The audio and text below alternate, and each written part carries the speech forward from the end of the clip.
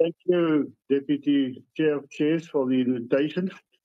As we reflect on the 2024-25 and financial year's annual report for the Gauteng Department of Cooperative Governance and Traditional Affairs, we confront the stark reality that local government in Gauteng is in serious distress. And we should ask if the provincial department constitutionally tasked with strengthening municipalities is doing enough, acting fast enough, and intervening strategically enough to reverse the decline. After 31 years since 1994, Gauteng's municipalities should be centers of service delivery excellence. Instead, we face collapsing infrastructure, failing energy systems, dysfunctional councils, and widespread community frustration. The truth is unavoidable. The current local government dispensation has failed, and incremental adjustments will no longer save the system.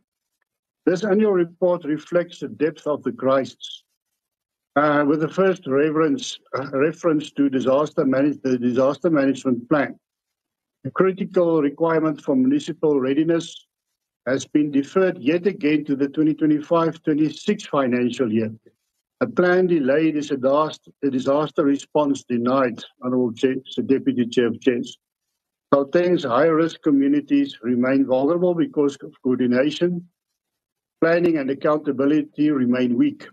The department must provide a clear, detailed implementation timeline and prioritize funding so that disaster management becomes proactive and not reactive. Secondly, the underperformance in the transformer replacement program tells its own story. Only 31 of the targeted 61 transformers were replaced due to reprioritization. This is not a small technical deviation. This is the reason households sit without power, why water pumps fail, and why businesses close. Energy crisis response plans can come to a cost of core infrastructure. Honourable Deputy Chair of Chairs, these failures raise the fundamental question: if the department cannot do better, much better, how will Gauteng's municipalities ever recover? The Freedom Front Plus believes that South Africa, and more specifically Gauteng, needs a new local government dispensation, one that devolves more powers, restores real accountability, professionalizes municipal management, and allows provincial oversight with enforceable consequences.